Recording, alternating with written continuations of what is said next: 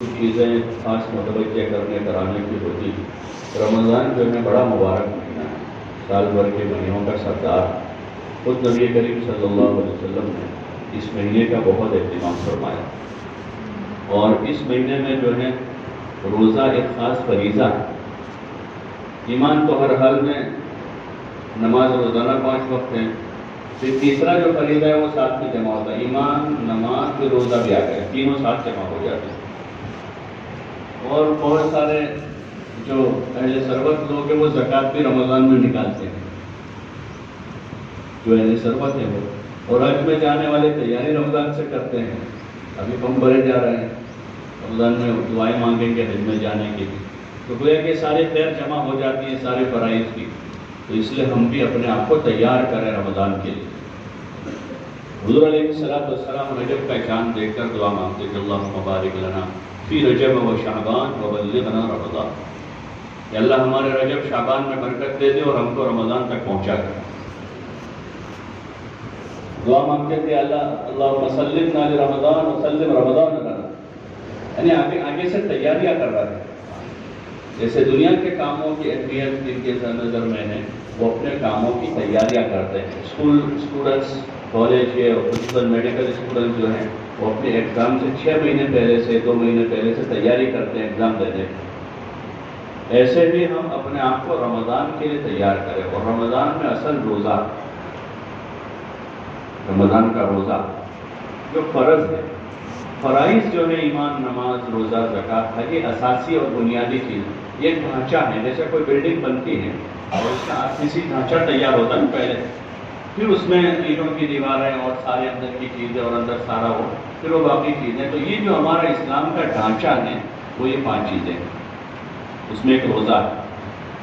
اس لیے روزوں کے لیے اپنے آپ کو تیار کرنا چاہیے۔ حضور علیہ السلام شعبان کے مہینے میں کثرت سے روزے رکھتے تھے، رمضان کی تیاری کرتے تھے، اور پھر رمضان آتے آتے بالکل ایک دم فل تیار، روزے رکھنے کے لیے، عبادت کرنے کے لیے، تراویح پڑھنے کے لیے، صدقہ خیرات کے لیے۔ فضائل رمضان کی جو روایات ہیں اس میں یہی ساری چیزیں ہیں کہ حضور صلی اللہ علیہ وسلم جو ہے رمضان میں آپ کے عطایا جو ہے تیز آندھی کی طرح ہو جاتے تھے، بہت فرش کرتے تھے رمضان، اور رمضان کی عبادتوں کا تذکرہ آتا ہے، آپ کی عبادت بڑھ جاتی تھی۔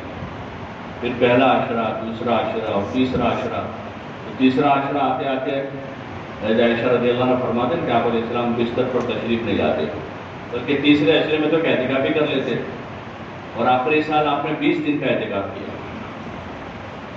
تو یہ ہم اپنے آپ کو تیار کریں رمضان کے لیے، اور خصوصاً جو فرائض ہیں اس میں ہمارا اہتمام ہو۔ نماز روزہ ہے، نماز ہماری باجماعت تکبیر اللہ کے ساتھ ہو رہی ہے، اور روزوں کے جو ایک تو بھوکا پیاسا رہنا ہے، اور باقی اس کے جو مسائل ہیں، روزے کے حالت میں ہر قسم کی لایانی سے، گناہوں سے اپنے آپ کو بچاتے ہوئے ہم اپنا وقت صحیح گزارنے کی کوشش کریں۔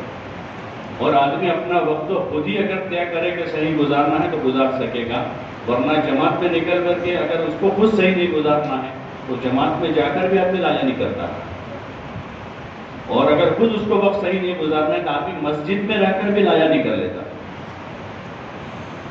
ابھی مسجد میں ہے رمضان میں، ظہر سے عشاء تک مسجد میں، لیکن وہ اس وقت میں اعمال میں نہیں ہے۔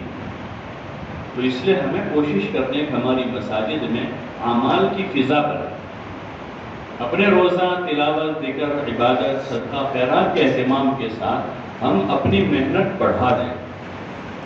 حضور علیہ السلام نے اپنے ان تمام معمولات کے ساتھ جو ہے بدر کا موقع آیا تو آپ بدر میں تشریف لے گئے رمضان میں، اور موقع آیا تبوک کا تو آپ رمضان میں وہاں تشریف لے گئے، صحابہ کو بھی لے گئے، اور فتح مکہ میں موقع آیا تو رمضان میں آپ نے وہ بھی سفر کیا۔ جس وقت کے جو تقاضے ہیں ان تقاضوں کو سمجھنا۔ اس وقت ہمارے قرب و جوار میں، ہماری مسجد کے اطراف میں، یعنی 50% سے زائد لوگ بے نمازی ہیں، کئی 40% ہیں، کئی 60% ہیں، کئی 80% ہیں۔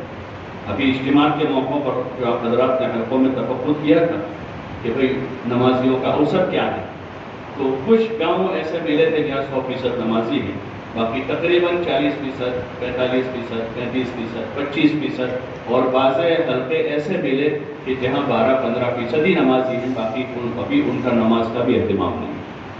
تو ایسے وقت میں ہم کیسے بیٹھ سکتے ہیں؟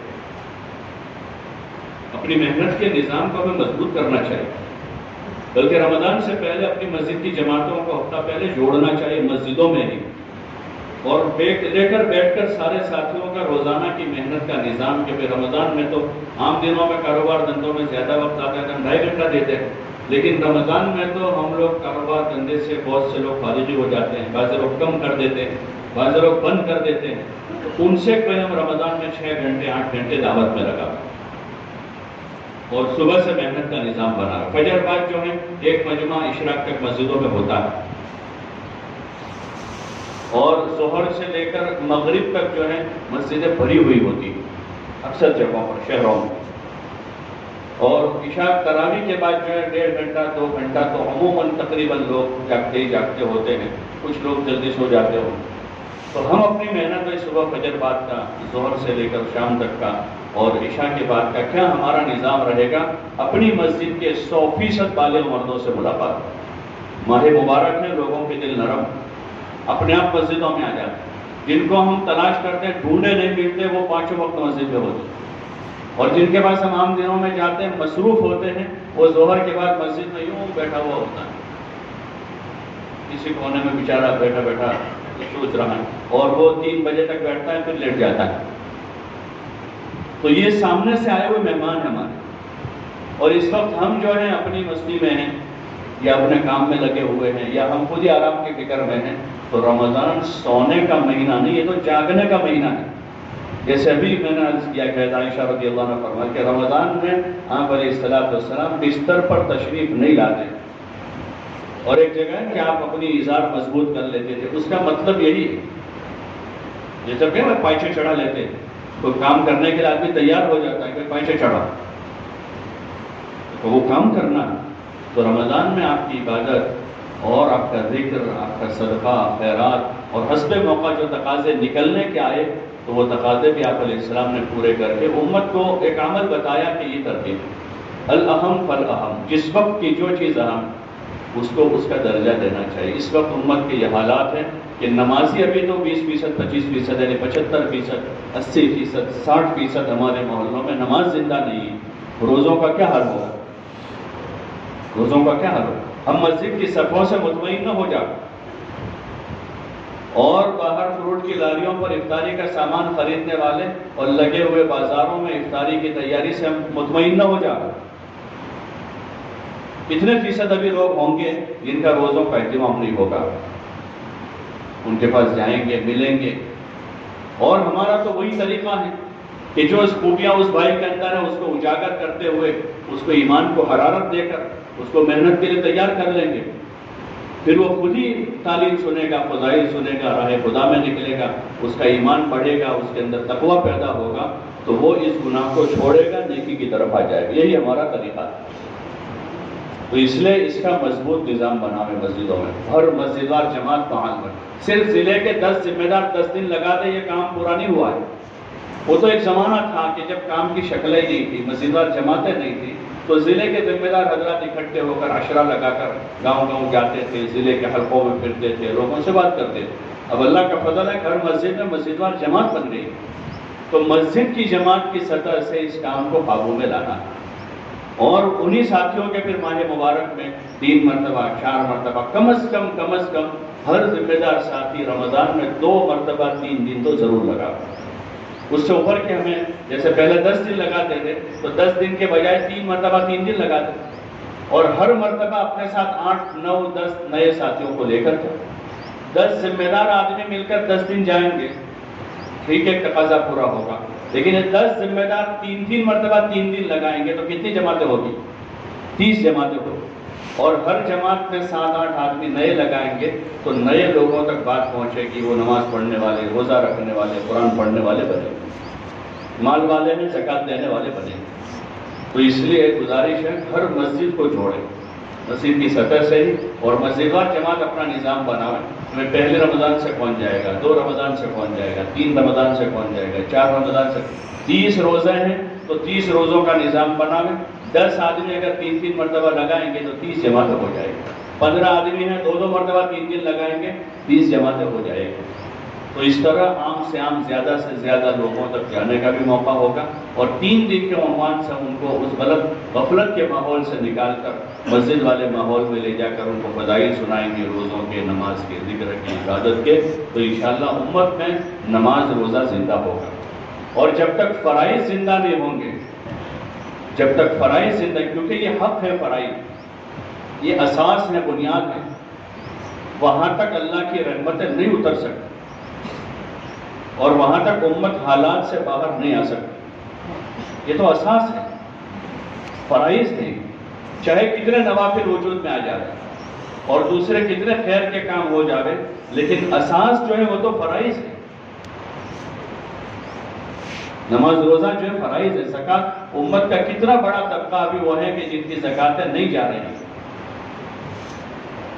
تو یہ رمضان میں اس کو وجود میں لانا، اور اسی لیے مساجد میں جو ہے فضائل رمضان اور فضائل قرآن، فضائل نماز کے ساتھ ساتھ فضائل صدقات کے وہ ابواب جس میں مال خرچ کرنے کی ترغیب، یہ اس وقت کی بنیادی یہ اہم تقاضا ہے کہ امت کو یہ سنایا جائے.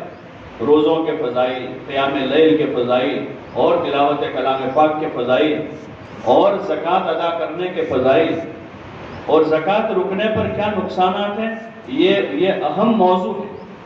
فضائل کی کتابوں میں وہی اہم چیزیں ہیں. ارکان اسلام ہیں 5، ارکان اسلام ہیں، اور قرآن اور فضائل قرآن ہیں. ذکر، فضائل ذکر ہے، تبلیغ اور اس کے ساتھ اس کے فضائل ہیں. ایسے فضائل صدقات میں جو ہے فرض زکوٰۃ کے علاوہ نفل صدقات اور اس کے اور آخرت کی فکر اور اس لائن کے مضامین ہیں. اس سے جب گھنٹوں بھر اس کا سننا ہوگا تو قلوب اس کی طرف متوجہ ہو. باقی کل جدید لذیذ، کہ ہر کوئی نئی چیز کرنے کا شوق پیدا ہوتا ہے کہ یہ بھی کر لیں، وہ بھی ہو جائے، وہ بھی ہو جائے. ہر نئی چیز میں تھوڑی لذت ہوتی ہے، اس کے وقتی فوائد ہیں. باقی جو یہ اساسی چیزیں ہیں کہ امت میں فرائض زندہ ہو، جو ہماری محنت کا بنیادی مقصد ہے. اس لیے ہم اس طرف متوجہ ہوں اور مسجد کی جماعتوں کو اس میں لگا دیں کہ گھر گھر جا کر جو ہے ایک کو سمجھاویں ایمان، نماز، اور یہ ماہ مبارک ہے تو روزوں کے فضائل بھی بولیں، اور ایک کو تیار کر کے 3 دن کی ترتیبیں بنا کر قرب و جوار میں ان کو لے جا کر ان کا ذہن بناویں. مال ان کے پاس ہے، زکوٰۃ فرض ہیں، تو اس لائن کے فضائل کے جو ابواب ہیں سنائے جاویں. وہ سامنے سے پوچھے گا کہ میرے اوپر کتنی زکوٰۃ آئی، میرے پاس اتنا مال ہے. تو اس لیے اس کی کوشش کریں. سارے پورے صوبے کی مسجد کی حلقوں اپنے تنفیذ میں اس کو مضبوطی سے لیں. حلقوں کو ذمہ داری دیں، حلقے والے اپنی مسجدوں کو ذمہ داری دیں اور اس کا نظام بنا لیں. اور روزوں کی تعین کے ساتھ اپنا فروج کے ایسے روزے کے 2-3 مرتبہ کا طے کریں. رہا مسئلہ تراویح کا، تراویح بہت بڑا عمل ہے رمضان کے مہینے میں. حضور علیہ السلام نے پڑھی، حضرت عمر رضی اللہ عنہ امت کو اس پر جمع کیا اور 20 رکعت کی تراویح باجماعت مسجد میں ادا کرنے کا اہتمام کیا. اور اس وقت سے لے کر ابھی تک تسلسل کے ساتھ یہ روایات امت میں چل رہی ہیں. ہمیں بھی اس کا خوب اہتمام کرنا ہے، تراویح کا بھی، اور اپنے ساتھیوں کو بھی کروانا. لیکن یہ نہ ہو کہ تراویح کا ہم نے ایسا اپنے مرضی کا نظام بنایا ہے کہ اس کی وجہ سے ہم نے اگلے 10-15 دن تبلیغ کی چھٹی کر ڈالی. 20 رکعت کی تراویح اور اس میں ایک قرآن کو ختم کرنا، یہ سنت ہے. ایک قرآن ختم کرنا سنت ہے.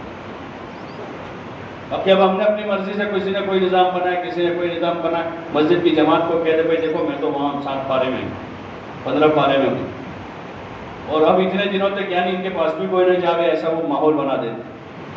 تو ہم کوئی احسان اپنے اوپر یا امت پر نہیں کر رہے ہیں، وہ تو ہم کر رہے ہیں تو اپنے لیے کر رہے ہیں. لیکن کل ہی میں نے اس میں مولانا الیاس صاحب اور ان کی دی دعوت میں جو شیطان کے حربے ہوتے ہیں اس میں سے حربہ یہ ہوتا ہے کہ جو نورانی حجاب کہ بڑی نیکی سے اس کو چھوٹی نیکی پر لا کے راضی کرو. اب اس وقت یہ اگر روزانہ 2-3 گھنٹے لگا کر محلے میں جا کر 5-10 ملاقاتیں کرے گا تو پتہ نہیں 2-4 ہر روزانہ 2-4 ایسوں کو مسجد میں لائے گا جو نماز میں نہیں آتے. یہ 2-4 کو ایسی محنت کر لے گا رمضان بھر میں کہ روزے میں رکھنے والے بن جائیں گے. تو اس لیے تراویح کا ضرور اہتمام کرنا ہے. 20 رکعتیں پوری پڑھنی ہے، اطمینان سے پڑھنی ہے. ایک قرآن شریف ختم کرنا جو ہے وہ سنت ہے. تو اس طرح کا اپنا نظام بنائیں. مسجد پھر اللہ جتنی توفیق ہے اپنی تلاوت کریں, نفلوں میں خوب پڑھیں, نفلوں میں خوب قرآن شریف پڑھیں. اور بہت اکثر گھروں میں حافظ ہیں, اکثر گھروں میں حافظ ہیں, تو ان کے ساتھ پھر باقی دنوں میں جو ہے اپنا خوب ان کے ساتھ رہ کر قرآن شریف سنیں. لیکن اپنی عبادت کا ایسا وہ نہ بنا لیں کہ ہم اس کی وجہ سے ہمارے کشتوں اور ملاقاتوں کو اور سیر رضا کو ساری چیزوں کو چھوڑ دیں.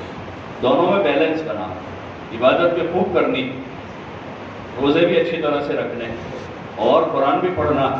کمی کس چیز میں کرنی ہے پھر؟ تو کمی سونے میں کرنی ہے. اس میں کمی کرنی ہے. بولو نا بھائی. حضور علیہ السلام کے بارے میں عائشہ کیا کہ آپ علیہ السلام رمضان میں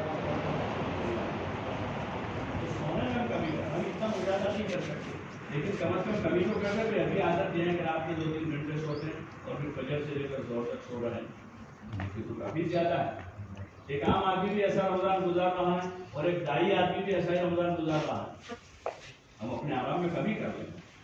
صبح جو ہے اطمینان کے ساتھ مسجد کے اپنے مشورے ہیں, جماعتوں کو روانہ کرنا ہے, جماعتیں واپس آئی, کارگزاریاں ہیں, مہمان جماعتیں ہیں, ان کی نصرت, ان کے مشورے سب صبح ہوتا ہے. اب ہم نے ایسا ماحول بنا دیا ہے کہ فجر کے بعد کوئی بات نہ کرے ہم سے, اور مشورے کے بعد تو اب مسجد میں گویا کہ ٹھہرنا ہی مطلوب ہو گیا ہو. ایسی طرح نہ بنا, بلکہ اطمینان کے ساتھ رمضان کے مہینے میں بھی ٹھہرے مسجد میں, اشراق پڑھے. اور موقع ہے ایک تو ملاقات کا, صبح صبح کو جو تلاوت کرتے ہیں مسجد میں ہوتے ہیں, وہ فارغ ہو کر جاتے ہیں تو دعا سلام ہو جاتے ہیں. جو مسجد والے کرتے ہیں ان کا کام ہوتا ہے. ہمارے یہاں عام مثلاً رمضان میں ماحول بن جاتا ہے کہ جتنی 3 دن کی جماعتیں ہیں وہ فجر کے فوراً بعد روانہ ہوتی ہیں, تو اس وقت مسجد میں وہ ماحول ہوتا ہے, جماعت کے بستر آ رہے ہیں, کوئی آ رہا ہے, کوئی جا رہا ہے, تو تلاوت والے بیٹھے ہیں, وہ فارغ ہو کر جا رہے ہیں, تو رک جاتے ہیں. روانگی کی بات اس وقت ہوتی ہے, اور اشراق تک اٹھنے والے رکتے ہیں, وہ اشراق میں پڑھتے ہیں. ایک زمانہ تھا کہ سلام پھیرنے کے بعد مشکل سے کوئی نظر آتا تھا. تو اس لیے رمضان کا ایسا سہم اپنے اوپر نہ لے کہ اس کی وجہ سے ہم سارا ہی سب کچھ چھوڑ دیں. ہاں, اپنے آرام میں کمی کریں. دوسرا, جو لایانی کی مجلسیں ہم لگاتے ہیں تراویح کے بعد اپنے گھر پر, چوکھٹ پر, یا مسجد کے باہر, یا ادھر ادھر, وہ اللہ کے لیے ختم کر, کہ اس میں بہت زیادہ وقت ضائع ہو جاتا ہے, بہت سارا وقت ہمارا برباد ہوتا ہے. دیکھو یہ جو طبقہ ہے ہمارا, یہ جو طبقہ ہے اپنی اپنی مسجدوں میں محنت کرنے والا, یہ مقتدا ہے, یہ طبقہ مقتدا ہے. اگر یہ طبقہ لایانی چھوڑ دے گا تو انشاءاللہ ایک بہت بڑا مجمع فوراً چھوڑ دے گا. کہ چوکوں پر, چوراہوں پر, پان کی دکانوں پر, چائے کی ہوٹلوں پر, اور ٹھنڈے کی جو گرم کی جو لاریاں ہیں وہاں پر عشاء کے بعد 2-3 آدمی مل کر وہاں کھڑے 1 گھنٹہ, 1.5 گھنٹہ, 2 گھنٹہ, یہ ساری لایانی, ساری لایانی. اس لیے کوشش کریں کہ یہ وقت ہمارا عبادت میں گزاریں. بھائی تراویح کے بعد مزید آدھا گھنٹہ عبادت کر لیں.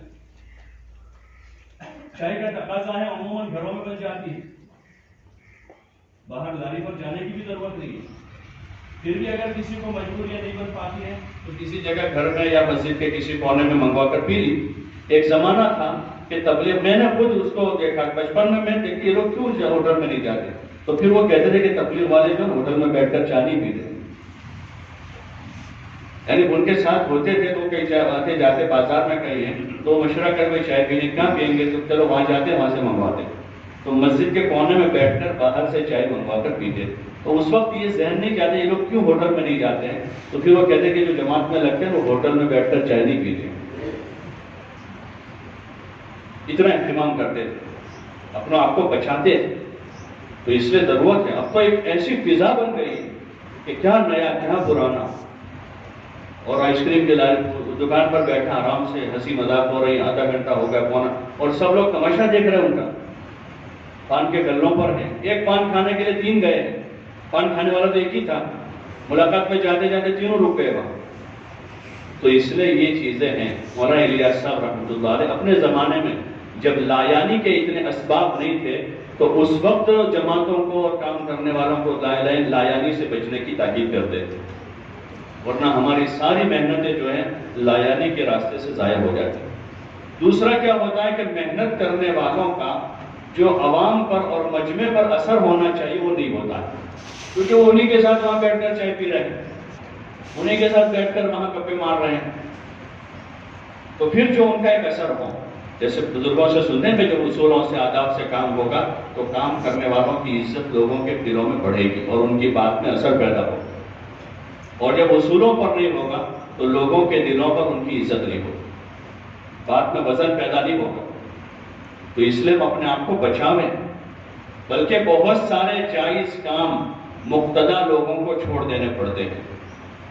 اس روایت سے علماء نے استدلال کیا جس میں حضرت ابو ہریرہ رضی اللہ تعالیٰ عنہ وضو فرما رہے تھے اور انہوں نے وضو کرتے کرتے پنڈلیوں تک پیر دھوئے، حضرت ابو ہریرہ۔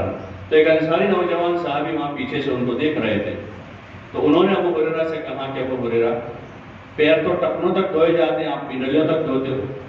تو حضرت ابو ہریرہ نے فوراً فرمایا کہ اگر مجھے پتا ہوتا کہ تم یہاں کھڑے ہو تو میں ٹخنوں تک ہی دھوتا، وہاں تک ہی میں دھوتا، لیکن مجھے پتا نہیں تھا کہ تم یہاں کھڑے ہو۔ پھر انہوں نے کہا کہ میں نے حضور صلی اللہ علیہ وسلم سے سنا ہے کہ قیامت کے دن میری امت اپنے روشن اعضائے وضو سے پہچانی جائے، یعنی اعضائے وضو ان کے روشن۔ تو مجھے دل میں یہ آیا کہ میں یہاں تک دھوؤں تاکہ میری پنڈلیاں جو ہے قیامت کے دن روشن رہے، لیکن مجھے پتا ہوتا کہ تم یہاں کھڑے ہو تو میں ایسا نہ کرتا۔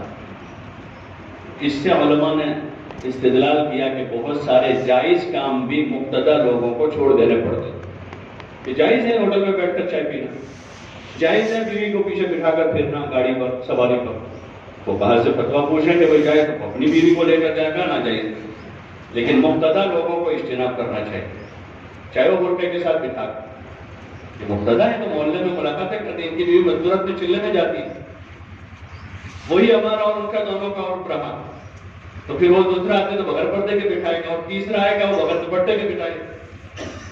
تو اس لیے یہ کچھ چیزیں ہیں کہ جس میں ہمیں احتیاط، اگر نہیں کر پا رہے تو شروع تو کر دیں، ابتدا تو کریں، ابتدا تو کریں۔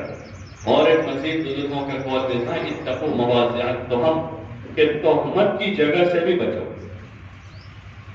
کوئی ایسا کام تو ہم نے نہیں کیا، لیکن ایسی جگہ ہے کہ جہاں بیٹھنے سے یا اس مجلس میں رہنے سے ہمارے اوپر تہمت لگنے کا اندیشہ ہے تو بھی ہم اپنے آپ کو بچا لیں۔ اور خاص کر ایک تو ہمارا ایمان کا تقاضا ہے کہ ہم کسی ایسی چیز سے بچیں، مزید ہمارے ساتھ دعوت کی نسبت لگی ہوئی، اس لیے ایک نسبت ہمارے ساتھ لگی ہوئی، اس نسبت کی ہم قدر کریں، دعوت کی ایک نسبت ہمارے ساتھ۔ بزرگوں کو دیکھیں کہ اس نسبت کی حفاظت کے خاطر انہوں نے اپنا لاکھوں کا نقصان برداشت کیا کہ ہمارے ساتھ ایک نسبت لگی ہوئی، اس نسبت کی حفاظت کے خاطر انہوں نے بہت سے لوگوں کی گالیاں کھائی اور بہت سے لوگوں کی برائی سنی، لیکن انہوں نے اپنی زبان سے جواب نہیں دیا کہ ہم بولیں گے تو ہماری اس نسبت پر اس کی آنچ آ جائے گی۔